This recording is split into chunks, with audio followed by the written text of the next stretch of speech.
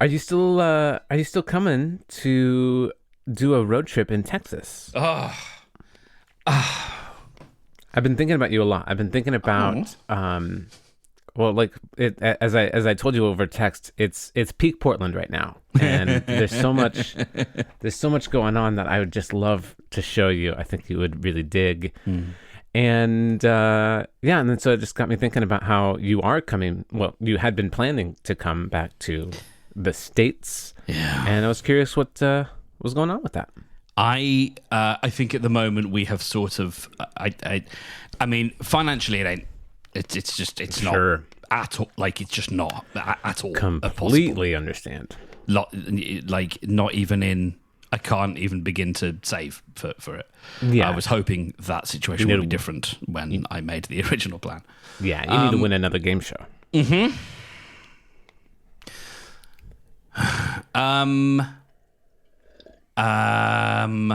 And also, I don't think I want to set foot in America right now. Oh shit! Yeah, okay. America doesn't deserve us. No, it does not. And Get not me the way out. it treats foreign nationals at the moment. So, Oh my god! I don't even know what's happening, and I know that it's Yeah. It's not. I mean, the horror stories have stopped, but that doesn't necessarily mean they aren't still happening. It's just the news cycle has moved on because it's no longer news that ICE is overstepping its authority. I mean, hey, here in the UK, our government's overstepping its authority by banning. That's a different story. But so yes, there are currently no plans to visit the States, which makes me sad. Yeah, that's very fair though. Yeah, I get it. But there will be, there will, as was once said in the Hitchhiker's Guide to the Galaxy, there will be. What was the line? There will someday be lemon-scented towels or whatever they were, clean-up towels, because there was a Starliner that had been kept in stasis for hundreds and hundreds and hundreds of years because the AI was awaiting lemon-soaked paper napkins. That was the phrase. And as soon as they got their consignment of lemon-soaked paper napkins, they were going to fly. But until then, there will be a short delay. And they would bring people out of stasis every 10 years. And this was going on for hundreds of years, if I remember rightly. So yes, there will come a day. The statistical likelihood is that there will be lemon-soaked paper napkins. And that there will also be a time for me to visit the United States. Nice. Was that a reference from Hitchhikers? Yes. Or was that? Yeah. Yes. So that reminds me. So last year, you came from my delightful birthday party rave, I did. and this year, I'm planning on hosting another party, but not birthday themed. Mm-hmm. This time it'll be like a New Year's dance party. Is more what I'm going for this time. And then next year will be my 42nd. And so I was thinking about doing a Hitchhikers themed rave of some sort. And I don't know, just thought I'd share that with you. That's all I have so far. Yeah, well, Hitchhikers and sort of clubs don't mix very well because there is a scene in the second radio play. I can't remember if it made it into the book. It may have done. Where Zaphod Beeblebrox gets zapped into a disco. Perfect. And it's horrible. And there's nozzles spraying the smell of hot sweat over everything. And there's robot, like fembots that keep shouting at him and his companion to dance and to enjoy the music. Dance! Yeah. Enjoy the music! You must dance. You must dance and have a good time. Yeah.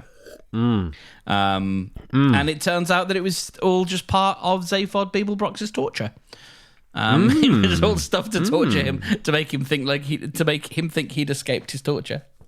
I know a lot of hitchhikers. It sounds like it sounds like the Good Place. Yeah, except he wasn't having it. So yes, in many respects, because he wasn't having a good time, it is very much like the Good Place. Oh, poor Zaphod. I know. Well, yeah. Yeah, exactly. Yeah. He came out of his torture thinking he's pretty hot shit, which is not a million miles away from where I'm getting to at the moment with one therapy session after another. Oh boy. Tell me about it. Actually, I had a thought about last week's share of your therapy, but also I would love to hear how it's progressing. Yeah, it was one of those sort of sessions where we were both like, what are we picking around here? We don't really know. But it sort of ended with, I had a quite interesting thought, and it's to do with, and I haven't been able to fully articulate it yet, but there's something in my mind about, there's a few things that we've discussed before that are coalescing, and to use the language that will be familiar to us, there is the question of what are you doing to make yourself more interesting and attractive? Okay. Not in the sense of from a dating perspective or anything like that, Sure. but one of the things we've also talked about is how, and this actually came up when I was in Brighton recently, and Danny, my friend, was, he was taking me to task. Okay. Over something that I'd said. I'd made a joke and then sort of did what I sometimes do, which is sort of be like, I'm just a little boy. Like, no one heard me. And it's like, no, like you did a joke and it was, rude or it was whatever. Sure. And it was, Sure. the joke that was intended. Yeah. Caustic or whatever, but then I'm like, who me? And not even not even as like knowing as that, but just almost like I genuinely forget that the things that I do and say affect other people. An effect. Yes. Hard or late. And so I'm a few of those things are in the tumble dryer of my mind. And it all kind of started last night. I got some new shoes.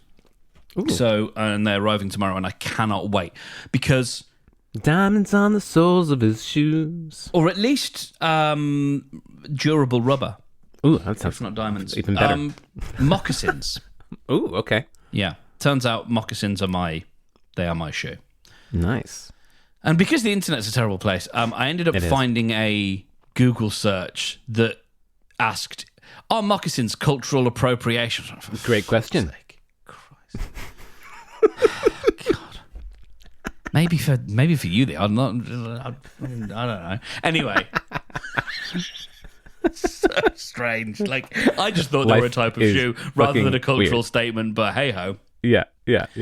Fucking hell. I think like, and as always, correct me if I'm wrong. I think. Are we done? I think. Go on. It's just if you call them.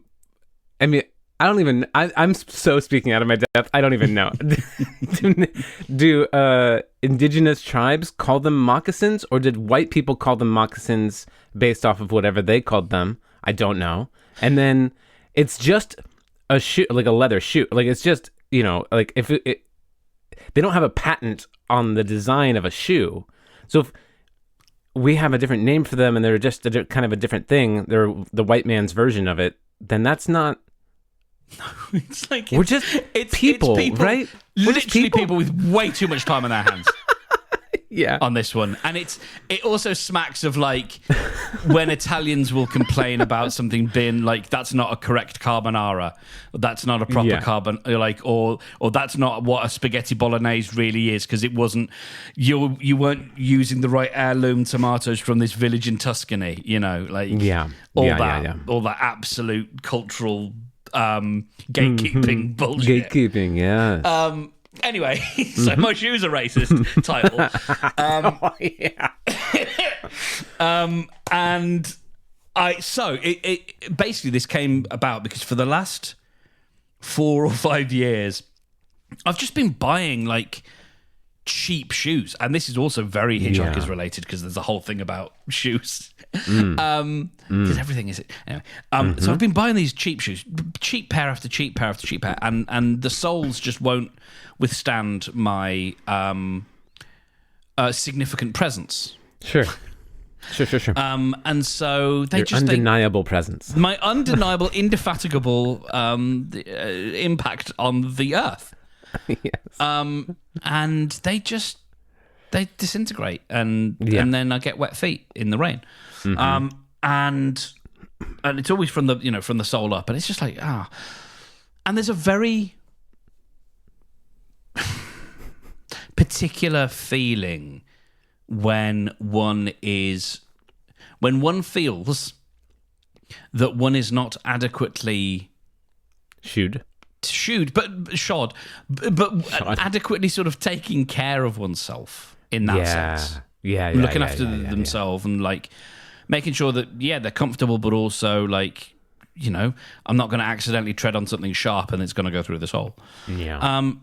And feeling in a position to not do that, and always feeling like, well, all I can really afford is I've just got to go and get these shoes, and then I'll just wear these until they wear out, which is in a matter of months because everything's cheap and not made very well. Yeah. And I finally decided last night, after a complex and disappointing day, that I was finally going to say, because I got rejected by the British Podcast Awards, and it made me real sad. Oh, dude. Sadder than I thought. I was surprised by how sad it made me. Anyway, and I just one of those days, and so I ended up looking back through my Amazon my Amazon orders, because I was like, I remember buying a pair of shoes in 2017 that were like the shoe, like they were just perfect. I got it right. I happened to have got it right back in 2017, and I wore these motherfuckers until they were filthy to look at because they got because they were suede. They got like completely knackered in the snow, and so they just looked. But the soles, they kept a ticking. I probably could have taken them to a place, but anyway. And I managed to find like, what is this type of shoe? And I started a conversation with ChatGPT, like, what do you recommend? And then I was like, no, hang on. I don't really care what ChatGPT recommends.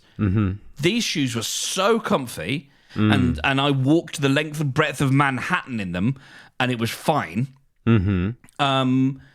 And just all the stuff. And so I managed to find the like new version now that looks like as close to the original, as close to the ones I had before. And so they are on order and they're coming tomorrow. And I think that will make a big difference because my feet are going to stop hurting. I think awesome. I'm going to be able to do a lot more walking. Great. And be comfortable and happy doing so, because I don't mind walking, but not when it hurts all the time. And I won't have shoes with holes in them, and they will look, they're a shoe for most occasions. And I could probably just buy loads of them.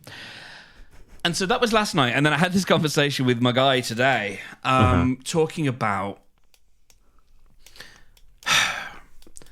this idea of like hiding from the world, and that whole, I'm just a little boy, like you can't hold me responsible for things that I do and say. And not because I want to hide, not because I don't want to be responsible, but because I don't see myself as someone who counts. Like what do you mean? Same. Why were you paying attention to the thing I said? I don't count. Right. I don't like. I'm not. Around. I'm not one. Like I'm not one of the main ones. Like don't worry about what I say. I don't count. And that's what gets me into trouble sometimes, where it's like I'll have a conversation and I'll say it. And someone, I had this lovely chat with one of the members of the singing group.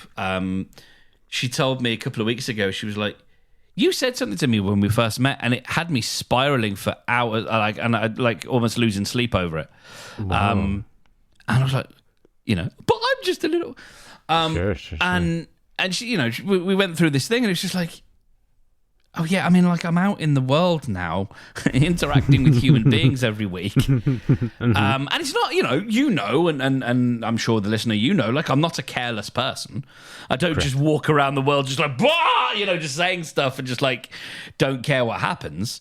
I just don't necessarily. It's like, and I don't know how you feel with this, and at some point I'll let you speak. About like if you're invited to parties and you don't want to go. Nice. Oh, sorry? I said, that sounds nice. That sounds nice. Let's say hypothetically. Yeah. And I don't want to go. Yeah. Okay. It can be very easy because you're like, well, I won't be like the. It's not that they were just inviting me to be nice. Like, no. Sure, they'd be happy if I were there, but like. I'm not integral. I'm not. The party wouldn't be any worse if I weren't there. I'm not one of the main ones. Like I don't really, I'm making up the numbers or whatever. Sure. Yep. And I don't know, man. I don't know about that. And so there's that, and then we got into this thing about like he used the word contract. And it got something in my like almost a sort of social contract, and it got something in my head about. Because we were talking about what I deserve and what I expect from the world and what is mine to ask of the world or from the world.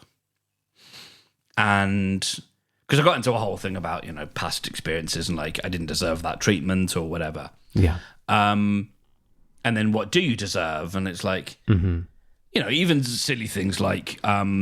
I might deserve the recognition of an award, but that doesn't mean I should expect one because lots of people work really hard on their stuff and there's only so many awards to go around. Yeah. So you might deserve recognition for the work that you do, but you shouldn't expect it because there's lots of people who, and it's that weird delta between the two sometimes of what we just, I deserve to be loved and to have...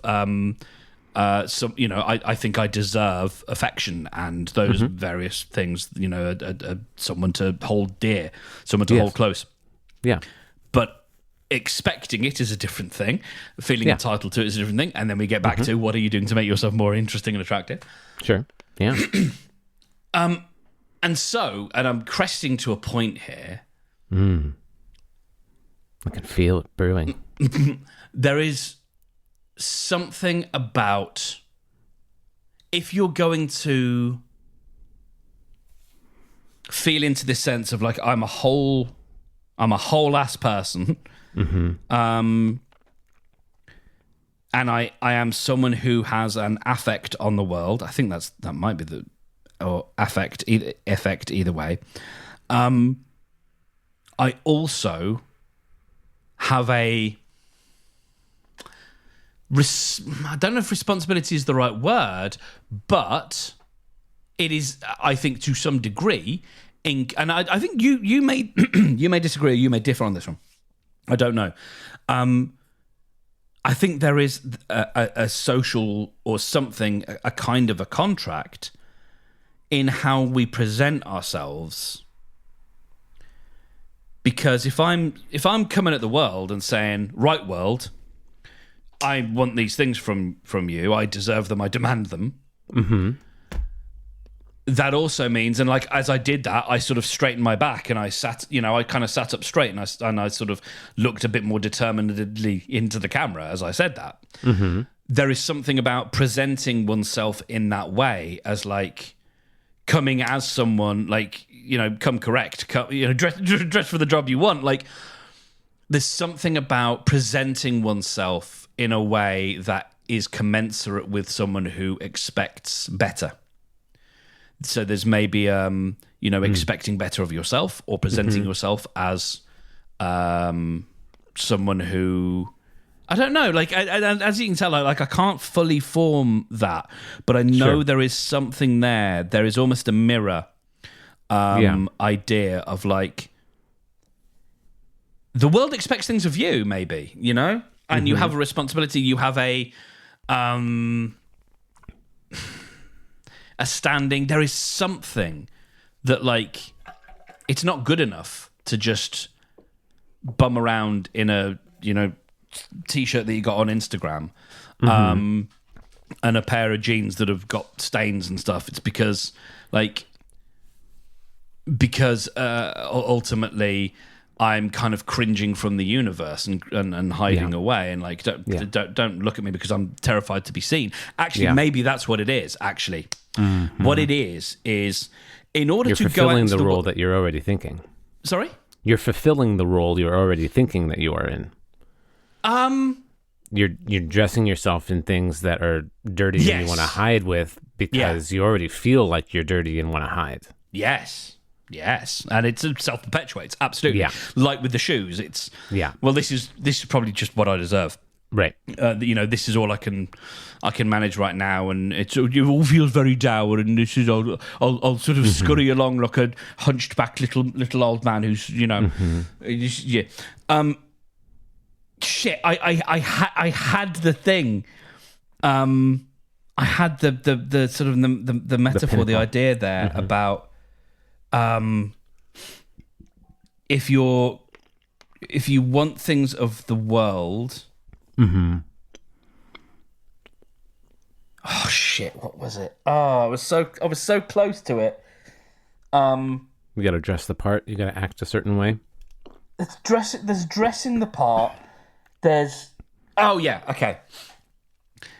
If you're going to present yourself as making, for want of a better phrase, demands on the world and saying I'm here and I want this stuff because I work hard and I deserve it and yada yada yada, or I'm manifesting it or whatever. Yeah. You also need to not hide. Fuck. Fuck. I keep. It's so tenuous. It's a very thin thread. Okay. If I'm coming at the world saying, if I'm making those demands, then that means being seen. Because you are saying, there you go. Look at me. I deserve shit. Look at me. I exist. Listen to me. Look in my direction. Yeah. I am here. Yeah. And I deserve, certain things. I deserve to be treated a certain way. Yeah. I'm not like a princess, but I deserve a standard, and I deserve to be able to call people out if they don't meet a decent standard, and all of that requires being seen. Yeah. Yeah, man. And I think what I'm thinking of now is, well, if you are going to be seen, if you are demanding almost that you are being seen, then it's time to fucking put some clothes on. Or some grown-up clothes on. Yeah. Or at least a shirt. Yeah. There you go. That was a long way around to it, but that, I think, is my thesis. You have to be seen. That's really fascinating. The point. Yeah, that brought up a couple thoughts for me. And I don't think I disagree. I thought about apple picking, and I thought about to be magnetic. And you mentioned the manifestation of it, like that's a part of their, kind of structure, is that you move your mind and your body and your soul into the position that you want to feel deserving of. So you feel deserving of it so that it actually comes and you get what you deserve. And so that's all really, I think, related and interesting. And I'm still trying to do that, of course. Not the TBM side of it, but the, but then that also made me think of the apple picking, because my intention with that was to not be seen. And also it ties back into how you started, which was feeling like my actions don't matter. Like I'm insignificant. Like what does it matter that I did that? Like no one will remember. No one's really watching. Exactly. Yeah. And not in the like we're all insignificant kind of way. Right. No, but like obviously not. There's people. I see other people. Those people obviously matter. I do too. Yeah. Going about their weird lives as if they've got like their own separate motivations and stuff. Yeah. It's weird. What the fuck are they doing? Scurrying around. Messing like they've got up. a home to go to. Mm-hmm. TV to watch. Yeah. Yeah. Well, yeah, that's it's a bit terrifying. Oh. It doesn't have to be, but it as somebody who likes to not be seen, well, has found comfort in not being seen. I typically get kind of like a reaction with the person who in your choir who took to heart something that you said. I'm often surprised and a little bit like taken aback when somebody's like quotes you or something, or yeah, absolutely. It's like, whoa, wait, I made an impact. Holy shit, that's not this normal. wasn't meant to be on. Oh man. Yeah, and you know what? I don't get that. I don't get that feeling very often, so it comes as quite a surprise. Typically, I feel like if it was, I would get more used to it if it was more common. So, people out there, give me the recognition, then I'll act more normal when I don't know. I want my always blame others. Yeah, I want my kudos. Yeah. Give me my plaudits. Yeah, I love that. Be seen. Yeah. So and how much does that? How does that? What's So there's a mindset of allowing yourself to be seen by others, but does that also apply inward? Do you need to see yourself in some way too? Oh, and now you see, I have. Or do you feel like you do that too much already? Yeah, I have Sauron's eye when it comes to my insides. Yeah. But not much of a one for the outsides. Mm-hmm. Do you feel like you don't see others? Yeah, exactly. Part of it is like, if I definitely am judgmental about certain things people wear because I'm like, well, that looks dumb. Sure. Or there's certain patterns or styles that I'm like, well, that's dumb. But like, I don't think about people's shoes. Yeah. Or whatever. But yeah, like, I don't know, man. People judge people. And yeah. I'm not thinking about this because I think a lot of it for me came from, well, I'm always going to be kind of judged anyway, and I'm judging myself as whatever. So like, my whole mode of dress has always been, what the fuck does it matter? Yeah, like, sure. Okay, like, so I have a thing about that a little bit. And as I could be wrong. Let's end this. Let's end this all the time. Let's just continually end the show. This is a bit of Enneagram wisdom that I am understanding to the best of my ability. Living through my own singular experience and trying to relate that to how a 9 is described and how all the other numbers are described, and seeing the differences. And what I love about the Enneagram is that it describes different people's internal worlds, describes the motivations, and describes how different we all are. And it simplifies it into 9 categories that can be subdivided into 3 categories and another 2 categories. And so there's hundreds of different possibilities, but you can kind of get the broad strokes simply in a 9 spoke system. And one of the things about a 9 is that they, the nice way to put it is that they see all sides. They can kind of understand people's perspectives and have compassion for different thought patterns and different actions and everything. The shift of that, the the different side of that same coin is that nines judge. Nines,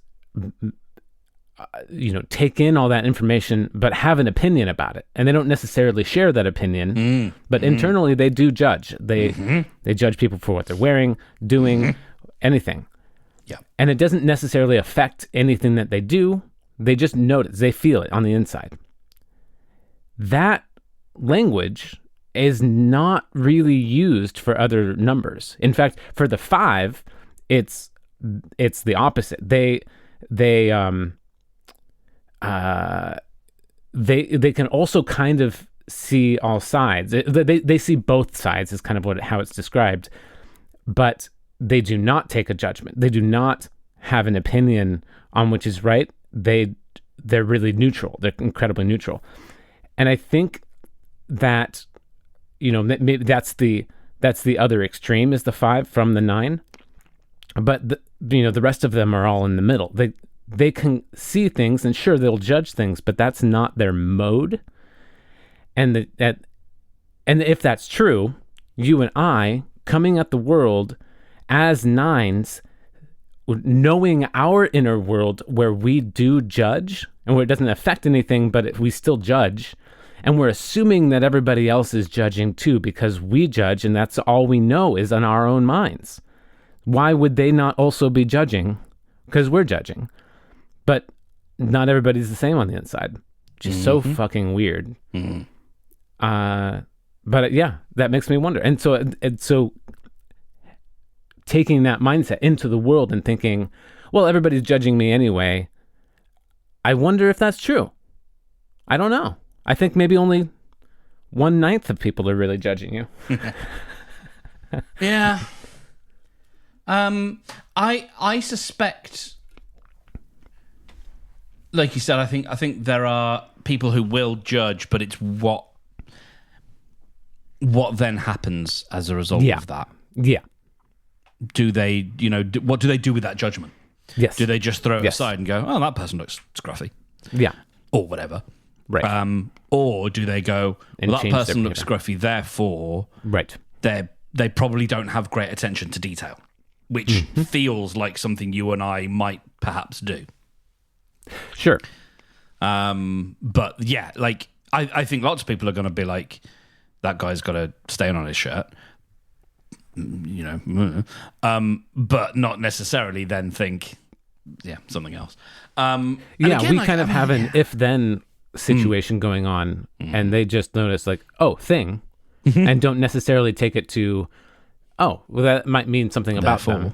Yeah. And we kind of notice, and we're more a bit more analytical, and it can be a detriment that we're like, oh, well, if this, then that. Yeah. But yeah, I'm more and more interested in the sort of outward, I don't know, in like, kind of coming correct, not just coming convenient, but actually, putting on a bit of a show. I like that. Because I know, like, it's one of those things. You look good. You feel, you tend to feel better. I want to see Mark in a snazzy like 3-piece suit, like all buttoned up and fucking tight. And I did want to do the whole like. I thought quite almost because I love a cloth cap, and I there's a really good. So there's a comedian here called Johnny Vegas, and when he did the TV show Taskmaster, his sort of outfit was this like full, and he's a big gentleman, big beard as well, cloth cap, full 3-piece kind of tweedy kind of suit. Yeah, that was what I was imagining on with you. like little watch chain, like little pocket watch chain, and yeah, I like that a lot. I should ask. I haven't tried this yet, but I should ask our friend Chad, because I actually did. So we don't have Stitch Fix here. Okay.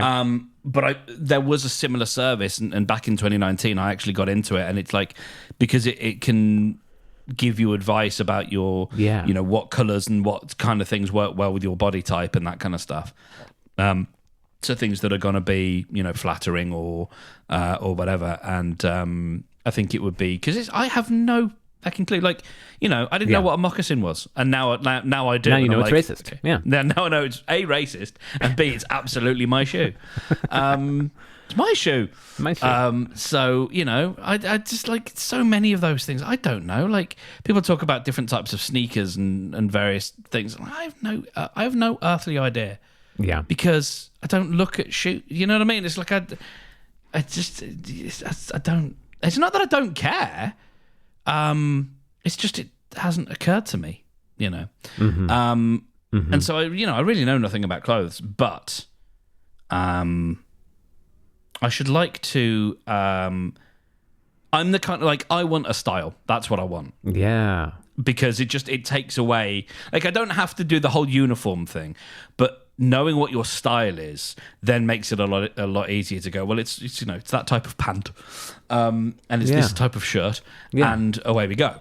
Yeah. You know, Kevin Smith, he, you know, before losing the weight and after losing the weight, hockey jersey, shorts, that's it. Like, and the hockey jersey changes and the shorts change, but it's hockey jersey and shorts. Yep, for sure. And I kind of like that, just, you know, finding your template. I think is quite nice. And also there is a thing about, like, I don't know how it was for you, but there were so many people making so many jokes during the pandemic about doing Zoom calls basically in their undercrackers. Right. Yeah. And I never did. And I think that's partly because I'm used to working from home. And so, like, for the most part, I'd put something on. You know, it's very rare that I'm, you know, every now and again I might have sat here with a t-shirt on and my underpants on a very warm day, but never when I was like, never on a work day. You know what I mean? Because it's like, you know, this is the job that I go to. But that was a mode that people went into. So there is still a part of me that's like, I don't know that I want to wear stuff for slobbing around the house. Like, there's a part of me that wants to actually kind of come, you know, decent. Because, like, the other little piece of this is I was thinking, like, the fucking state of my shoes yesterday. Another pair of shoes that I was like, the one pair of shoes that are like, if I'm going to walk anywhere, they're just about manageable. But they are ragged and they've got a big hole in them and it's just a mess. And it's like, it's fine because, again, like, no one's looking. But what if, you know, like, I live in a small, you know, comparatively small city and I'm now meeting more people. What if someone that I meet on a regular basis would just, you know, to rock up and be like, what's up with your shoes, are you okay? Like, has something awful happened to you? You know, and you know, it's those things as well. It's the you know, someone coming to your door unexpected and thinking, well, shit, the place is covered in, you know, shit, because I wasn't expecting anyone to be here, and like, whatever, like, I don't care. But again, like,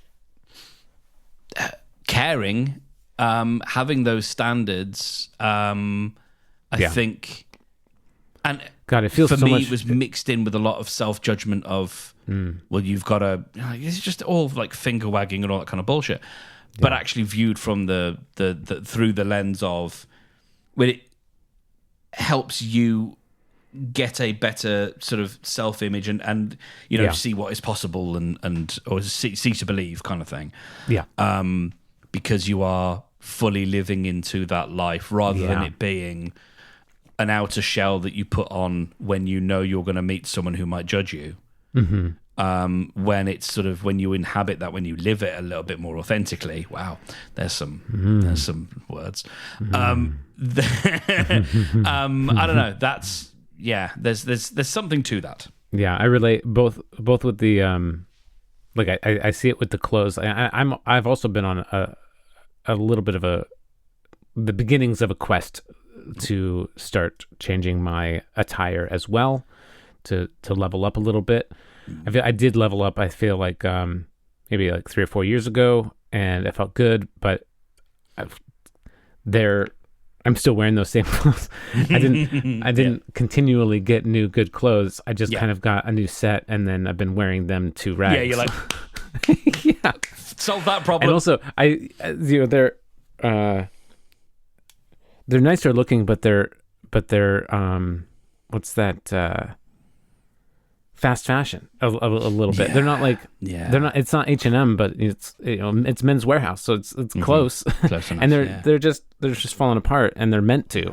They're not meant to be washed very often. No, which is great because I don't wash my clothes very often. But I just rotate them. Yeah. But what you also mentioned about like people coming over surprisingly, and like the state of the house, like that's also a big factor. I've noticed for me is like keeping the house clean really changes how you feel in your own, especially if you're at home a lot. Like being in a good environment makes such a difference mentally for how you're feeling and how you feel about yourself. And if one like kind of felt like they had a kind of a trashy, dirty house, there's going to be a low level anxiety of, what if somebody pops in? What if my mom comes over? What if a dear friend comes over and they're going to see this is the pile of shit I'm living in? Yeah. Like, and just because it doesn't bother you, or because you're used to it, or you don't see it because you're just like, it's there, and you'll get round to it when it becomes a problem or whatever. Right. It's like, I know people are going to come over in a week and a half. Then I will clean. And like, it always feels good to do that deep clean before people come over. I'm like, this is gonna rock. Like they're gonna love this house, and then they come over and they do, and I get all excited about it. But like, it's also great to just keep living in that clean. Yes. Like I always try to keep it rolling when that happens, and I try to like schedule something happen in here at least once a month so I can do that deep clean, so that it keeps going. But then ideally, there's a little bit of daily work, there's a little bit of weekly work, and apply that to your own body too. Yeah, that sounds good. I like it. I like it. And I think doing so, I'm slowly forging a better relationship with myself. I love that, and being able to do these things from a place of love and a place of acceptance and a place of help and health in the best possible sense. Like the Alan Watts thing that I sent to you earlier, because I just started listening to You're It. So good. Yeah. So good. The full. One of these things I just wrote down because I just liked it. The fool who persists in his folly will become wise. I didn't know what to do with that, but I just wrote it down. I after listening to Mr. Watts, I ended up writing a little thing about. It's kind of an untidy note, but like something about my sense of being less than, and where disability has come into that, and finding a reframe for it. And it was really interesting, like viewing a disability as like, well, might I be permitted to read this untidy thing that I wrote? It's fairly short, but it maybe articulates better. So it starts in quotes. I'm not disabled, I have a disability is useful because the identity can be one of lack, meaning we view ourselves as lesser than human. But I am a full human. I also have a condition that means my eyes don't work as well as they might for others. I am not that condition. I am a full person with extra interesting bits, not deficiencies, extra challenges which I overcome on a daily basis and of which most people will have no idea. We don't have disabilities. We have challenges. We have challenges we wrestle with on a daily basis. Sometimes we win, sometimes we don't. We are therefore more than, not less than. We are stronger and more capable, more resilient, more aware than most. Disability is not a quote-unquote gift, and we don't have to celebrate it. It's not easy, and it's usually not something anyone would choose. But it's not a chip off our block. It's an extension. So thinking about it as an augmentation, and even just the subtle change in language from "I am visually impaired" to "I have a visual impairment." It's people have talked about it for a long time, but I think they're thinking about it just in terms of not having it as an identity. And I'm sort of going a little bit further because I've had this, and I think a lot of people don't, but I've had this, poisonous idea about disability meaning there's a chip missing. There's a bit of me missing. Yeah. There's a bit of me, that is lesser. And actually trying to view it as, no, there's a bit of me that's more. Because these are the things that I overcome on a daily basis. These are the things to which I will not be held hostage. And this is the 110% that I give. Yeah. And I don't know. It felt like that's that's awesome. I there is a lot there. I like that a lot, and it makes me think about, because I definitely don't have the same extensions that you do. Challenges, I think, is a good word for it. Yeah, but I've had my own challenges, and I've thought of them. I've thought of them in different ways, and not usually in a way that, like, it took more effort for me because of this challenge or with this challenge, and now I'm conditioned to that. Like, I've been swinging the bat with these weights on it, so when I go up to the plate, I'm going to swing the bat, and it's going to feel lighter, and it's going to be easier to hit that home run. So I like that reframing a lot. Now I have a question for you. Ooh. Because I have known you to say that you will not be fooled by your own bullshit. Yeah. And this, while I completely co-sign and love what you just said, it is very similar to just changing the words and changing how we think about it and how we say about it and that kind of thing to feel better about it. And that's also what we do with positive affirmations and that kind of thing as well. It's a similar area, and I'm just positing that to see what your reaction is. Yeah, absolutely. Dance monkey. What I'm thinking of there is, I can't inherit a belief from someone else's words. I need to find it for myself, I think. Yes. And the best positive affirmations are ones that you create your own, and not just a list of things that I am good. I am. Yes. Yeah. But I also think, and this is where I don't know that I fully, it may be that I don't understand positive affirmations, or it might be that I still don't think they work, is that a positive affirmation for me, when I think about what that means, it means this is something that I hope to be true. This is something I want to be true. So I'm going to keep saying it until such time that it becomes true. And that's what I mean by not falling for my own bullshit, because I don't believe it. Yeah. And the idea is that you're supposed to believe it after a certain amount of application. Sure. I understand it a bit more as it already is true. Yeah. And I don't believe it, and therefore I need to tell myself and remind myself and create that new neural pathway to bring myself over to seeing it. Oh, it actually is true. Mm-hmm. But how can you're speaking to a duality there. Okay.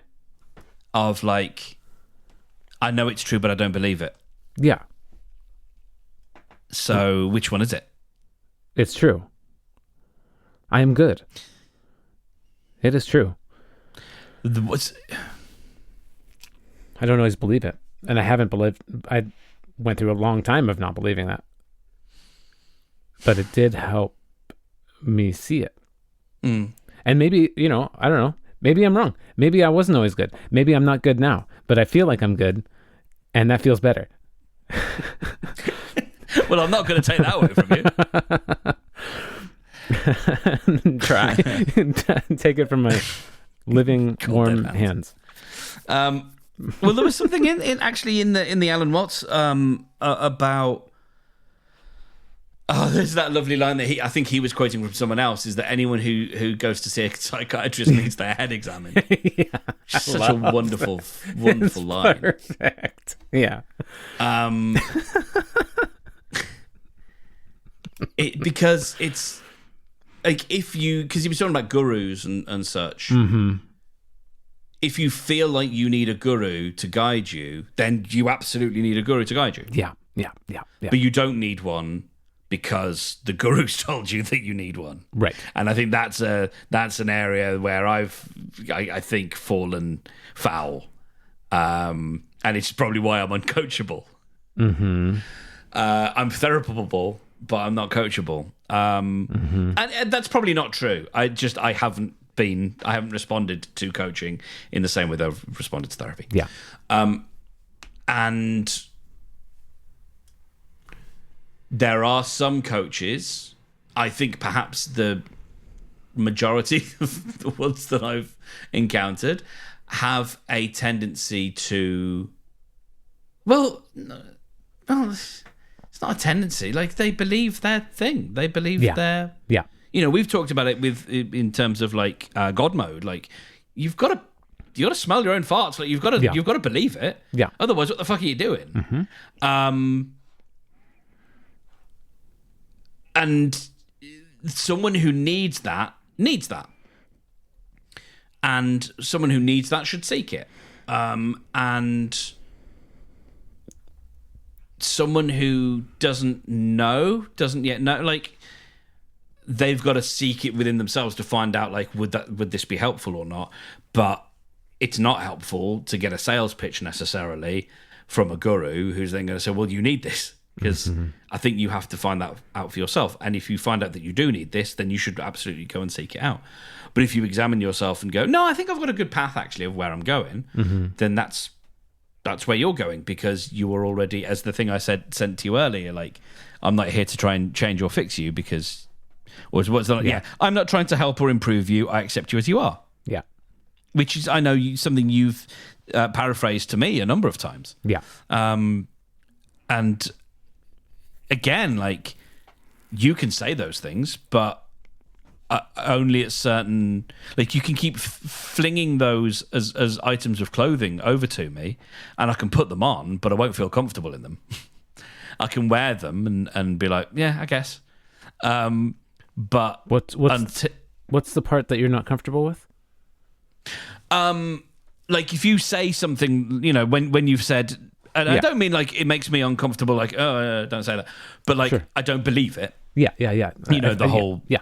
You are perfect, as yes. you would say. Yes, you are. Like, that's nice that you say that. You were perfect. You were loved. You were good. Yeah. So like, you can throw that like a jacket over to me, and I can put the jacket on, and it's like, yeah, okay, here I am walking around in the jacket, but, like, it's not my jacket. Not yet. I've got to make the jacket I have to make the jacket for myself. Yes. And that's the thing. So I think that's where the difference is for me with this. Is it was an idea that I'm not out here saying that it's an original concept by any means, but there is, for me, a great importance in, and maybe it's arrogance, maybe it's something else, maybe it's the ego needing its thing, but I believe I find it difficult to believe things that are presented to me by other people. I need to be able to find that myself. Yes, I 100% agree. Yeah. Also, getting having outside confirmation or reflection from people you trust goes a long way when you're on your own path and journey, and you have somebody by your side that's saying like, yeah, you got this, you're doing great. I also see the effort you're making. It's great. It's awesome. Thank you. That is, validating. Even though you're not going to be like, oh, okay, they said I'm great, now I'm great. That doesn't happen. Your therapist saying that, or even your mom saying that to you, like, that's not going to change anything. It doesn't work on anybody. But having people reinforce that when somebody's already working on their own path. That's the key word, I think. Yeah. Reinforce. Yeah. 100%. Yeah, you've got to build your own structure, I think. Oh yeah. But you can absolutely get I like what you're building. Reinforcements. Yeah. Yeah. I like what you're building. Then that sounds like an excellent place to wrap it up, but I wanna touch on one little thing. Yeah. And actually, did we fully get to? I think we fully got to what you were going to talk about for your therapy session this week. Yeah, that was it. Yeah. That was it. Yeah. It was the I finally Being was seen. able to articulate the idea of being seen. Yeah, and that means turning the eye inwards. Yeah, well, kind of related to that, and this very well could just be chopped off the end. So, Okay. completely understand. And there's, as always, there's no judgment in any of this, or this is just thoughts, and it's like that prefaces it way poorly. That's not. I already felt myself tightening up. I saw it in you. I'm like, Yeah, no, I thought you probably would. God damn it! That's the opposite. Permission to speak freely. Thank you. Granted.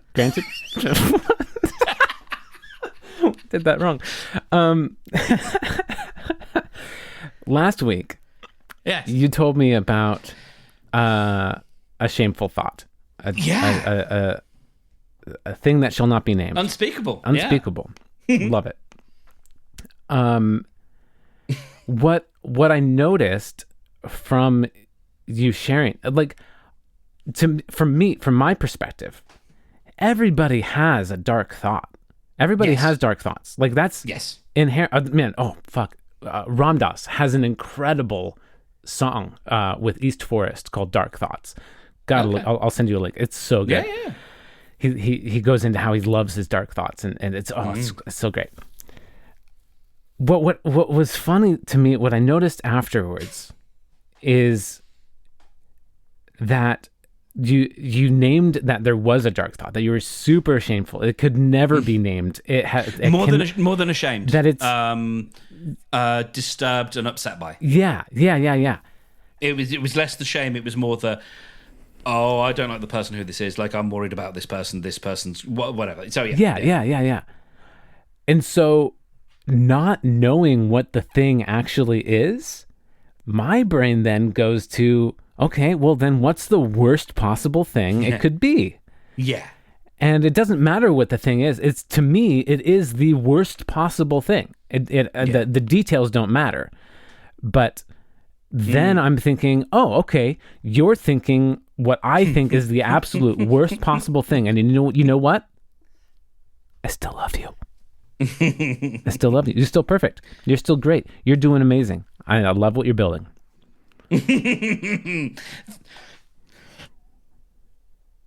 I just coughed directly into Roscoe's face.